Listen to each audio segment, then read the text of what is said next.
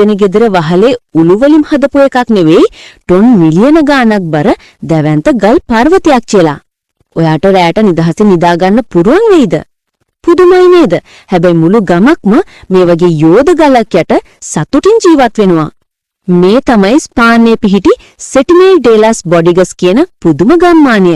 මේ ගමේ තියෙන ගෙවල්, කඩ හැමදේම වගේ හදලා තියෙන්නේ ගගක් නිසා හැදුණු ගැඹුරු මිටියාවතක දැවැන්ත ගල් පර්වත ඇතුළට සහ යටට වෙන්න.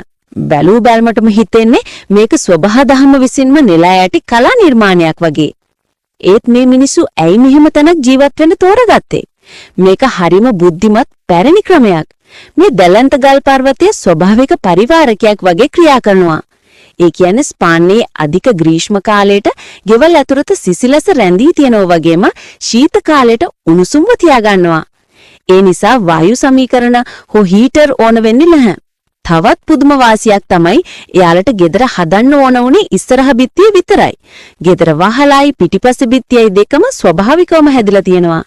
මේ ගල් ගුහා වගේ පේන ගෙවල් ඇතුළේ මිනිස්සු සාමාන්‍ය විදිහට ජීවත් වෙනවා. මේ ගමේ සමහර වීදි තියෙනවා ඒවට කවදාවත් හිරු එළිය වදින්නේ නැති නිසා සෙවණැලි වීදිය කියලාත් කියනවා. හරිම අපූර්වයි නේද? මේ ප්‍රදේශයේ මිනිස්සු අවුරුදු 1000 ගාණක් තිස්සේ මේ ගල් ගුහා පාවිච්චි කරලා තිබුණත් මේ ගම්මානය ප්‍රසිද්ධ වෙලා තියෙන්නේ මධ්‍යතන යුගයේ ඉඳන්. අද වෙනකොට මේක සංචාරකීන් අතරේ ඉතාම ජනප්‍රිය ඇස්පනා පිට දකින්න ඕනෙම පුදුම